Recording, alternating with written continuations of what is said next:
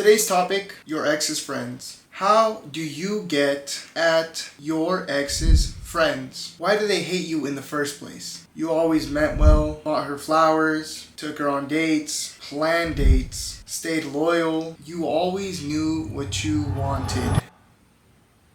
You can't possibly be the problem, right? Right. How will you get at them if they hate you? First, let's address why they hate you. Martyrdom. You are a martyr. What's a martyr?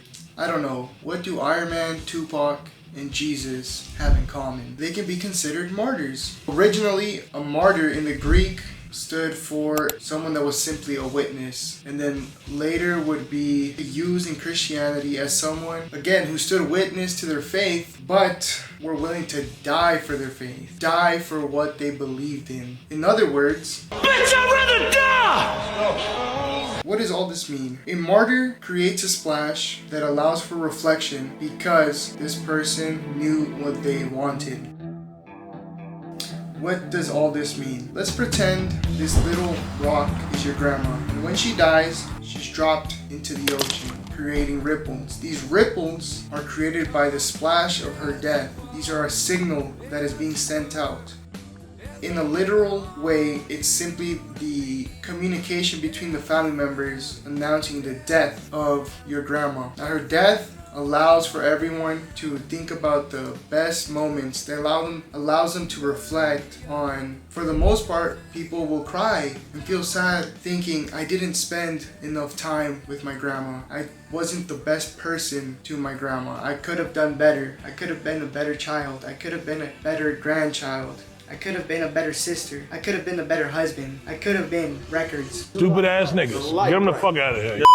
This is reflection. Because of it, people are able to become better because of the death of others, because of the splash of others. But the issue is that not everyone makes a giant splash. The splash depends on how well you know what your purpose is, on how aligned you are, how strictly you stick to your message, to your program, your propaganda, your mission. Hence, why some deaths are mourned more than others. The more aligned you are, the bigger the impact of your death. Impactful deaths, like the death of Nipsey Hussle, MLK, the Notorious, JFK, the 5 or 6 at the Boston Massacre that was the catalyst for the American independence, Charlie Kirk, George Floyd.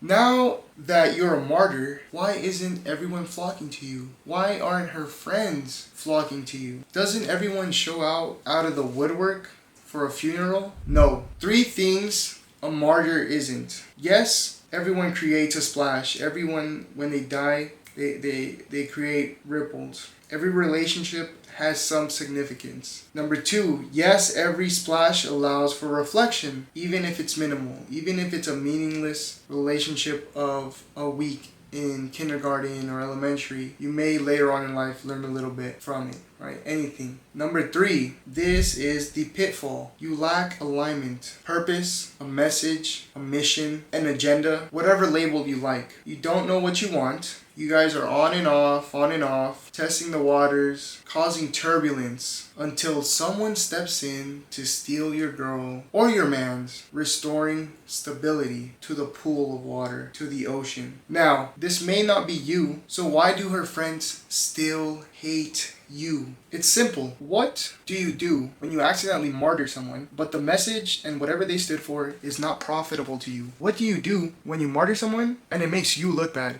It makes it look like you were the problem in the relationship. What do you do when after a breakup, the other person is thriving and you're not, and it makes you look bad, and all your friends are starting to draw away because now they're seeing the reality. Now they're reflecting and saying, oh, maybe he or she is a problem and the other person wasn't. What do you do when a political, religious, or simply a political or religious figure is killed off and people start to see maybe they were telling the truth? What do you do when the public starts to turn on you? Not only turn on you, but profits start to go down. 3, anti-martyr tactics. Number one, you got to reduce the splash of the rock. You reduce the coverage. You make sure the media doesn't cover the story of so-and-so dying. You make sure that people around you don't find out, holy ELD, don't find out that you're no longer in a relationship. You reduce the importance of a death, whether it be the death of a person, the assassination of a person, the ending of a relationship, the ending of a partnership in business, the ending of ownership in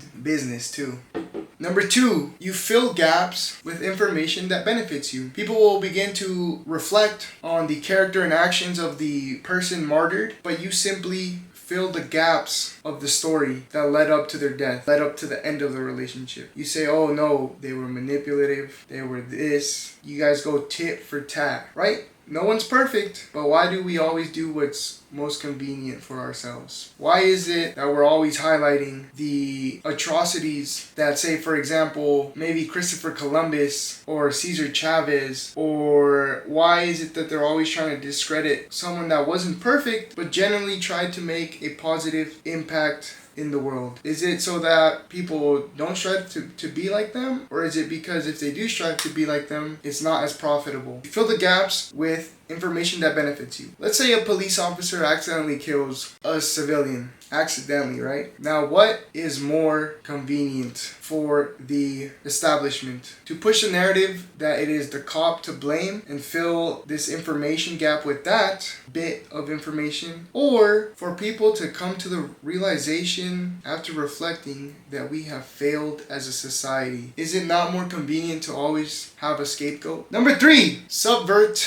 the message of the deceased into something profitable. For example, is it not more profitable for an establishment to put out a narrative that'll incite retaliation, rioting, and chaos, in which they can step in as the voice of reason, as an insurance claim, or take the opportunity to pass new laws that they want to implement, new laws? Is it not more convenient when you break up for you to save face with your family and friends and throw your ex under the bus, as opposed to telling the truth and not benefiting at all, quite frankly? In conclusion, to get your ex's friends, you must become a martyr. Except that statement is self-defeating. Anyways, till next time, shout out John Pork.